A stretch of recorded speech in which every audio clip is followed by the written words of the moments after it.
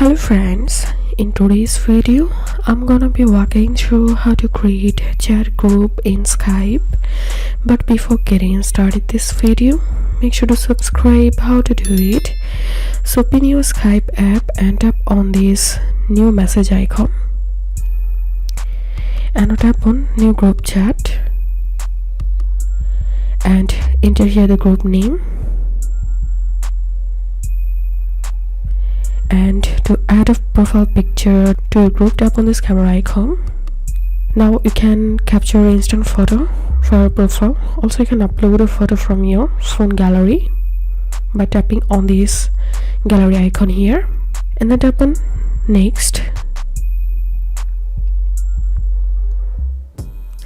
And now select people to add your group and tap on done.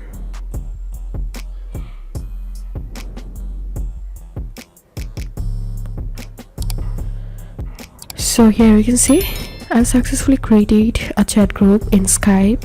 So that's how you can do it. If this video helped you, give a thumbs up and please consider subscribe to how to do it. Thank you for watching.